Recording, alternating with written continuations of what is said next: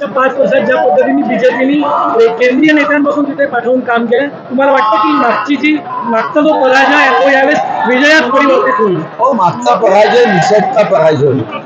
काही छोट्याशा अडचणीमुळे मताचं विभाजन हे काही अंशी आमच्या पेक्षा त्यांच्या पक्षावर पडले. उमेदवार नवीन होता, शिवसेना सोडून आले होते. काँग्रेसचा उमेदवार जरी आपण म्हणत असलो तरी तो शुद्ध काँग्रेसचा उमेदवार होता आणि त्यांच्या मतदारसंघामध्ये भारतीय जनता पार्टी या संघटनात्मक शिवसेनेचे आमदार असलेली आम्ही लक्ष दिलं नव्हतं, पण थोड्याशा फरकाने पडलो. पण तुम्ही मागचीच निवडणूक लक्षात घेता, त्याच्या अगोदरच्या निवडणुका भारतीय जनता पार्टीने जिंकल्या आहेत आणि माझ्यासाठी लोकसभा नवीन नाही. मी कॉलेजमध्ये शिकत असताना मी 1989 मध्ये लोकसभा लढवली, 1991 मध्ये लोकसभा लढवली आणि माझ्या नंतर हंसराजचे उमेदवार झाले. आता हंसराजजी नंतर पुन्हा मी झालो. माझा चंद्रपूर विधानसभा मी लढवली 3दा, मी विजयी झालो. माझं नातं चंद्रपूर विधानसभा. बल्लारशाह मूळ कोंबुर्णा विधानसभा लढवली, मी 3दा तिथं निवडून आलो. आर्मी विधानसभेशी माझं भावनिक नातं आहे, कारण मी अनेक वर्ष ते माझा आजोळ आहे. मी एक महिना बोरगाव मध्ये जाऊन राहायचो. वणीमध्ये 1984 मध्ये मी डिव्हिजन केलं.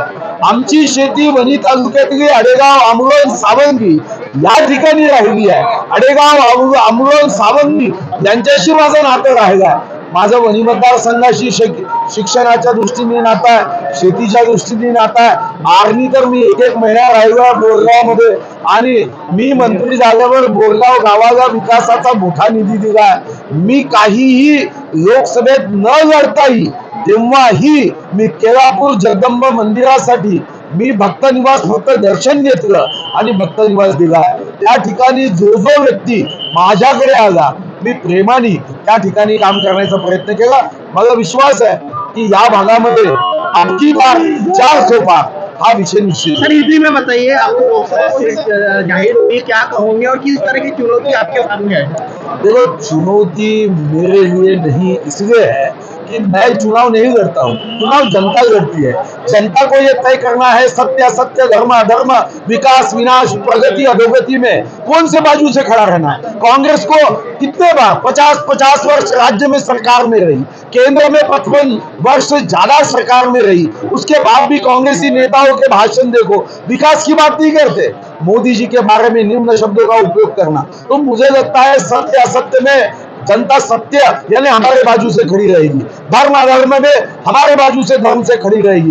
क्योंकि आप कांग्रेसियों को जानते हो, वो कहते थे प्रभु राम ये काल्पनिक कथा है और उनके ही संसद में खड़े रहकर रामनवमी की छुट्टी मानते थे. अब कांग्रेस राम को ही नहीं मानती तो रामनवमी की छुट्टी कहां से आई भैया. तो ये ऐसे कंफ्यूजन पार्टी है. C for Congress, C for confusion, और वो सी फॉर चाइना का मोदी जी हटाओ का सपना पूरा करने के लिए वो लड़ रहे.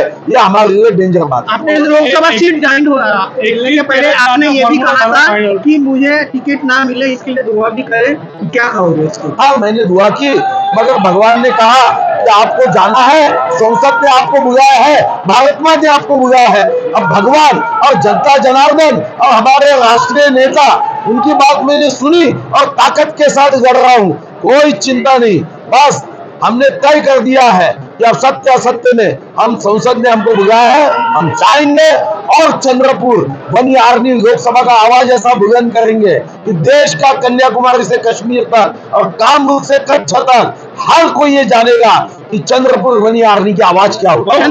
टिकट ये लोकसभा ने जीती थी, कांग्रेस ने जीता था, अभी आप किस तरह से जीतोगे इसको? भैया एक बार जीता कांग्रेस ने, उसके पहले 4 बार हमने जीता है ना. तो एक बार गलती से जीत गया तो वो कोई गोल्ड मेडल उसका नहीं था. हमने 4 बार जीता है भाई. एक बार उसने उन्होंने जीता होगा, 4 बार हमने भी जीता है ना. 4 बार, अब इस बार 400 पार, तो विषय समाप्त हो गया.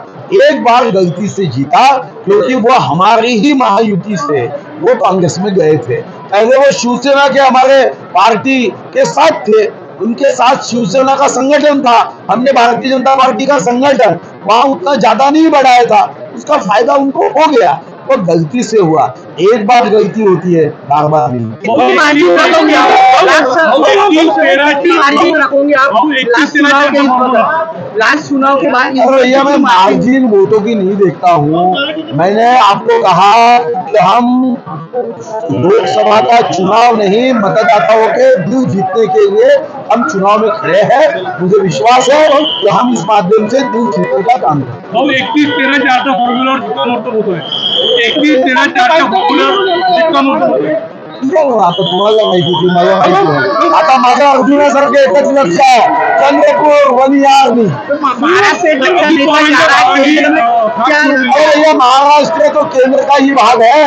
राष्ट्र को महा करने के लिए मैं महाराष्ट्र से जा रहा हूँ। दिल्ली से ही तक राखो तो महाराष्ट्र माझा, ये मैंने ही कहा था। तो जाना तो पड़ेगा। इसके पहले भी जब जब महाराष्ट्र के किसी कार्यकर्ताओं पे ये जिम्मेदारी सौंपी गई है, हमने वो निभाई है। तो मुझे लगता है कि केंद्र में जाना यानी मैं कोई और अलग महाराष्ट्र छोड़कर थोड़ी जाऊंगा।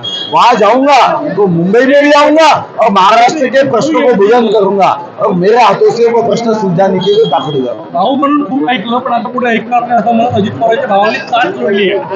भाऊ म्हणून खूप ऐकलं, भावांनी साथ जोडली आहे. आता ऐकणार नाही म्हणून अजित पवारांच्या भावाने साथ जोडली आहे. नाही ठीक आहे, हा काही नवीन नाही.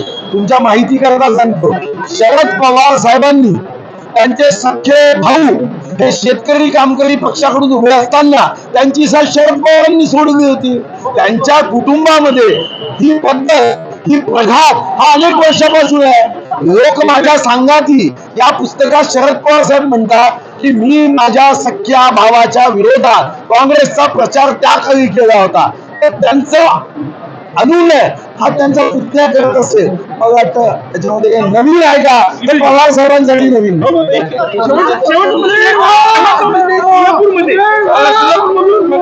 फोन केला होता माजी खासदार शरद बनसोडे की तुम्ही लढणार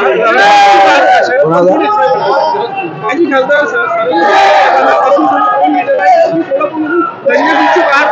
फोन गेला होता की नाही काय मला काय माहिती.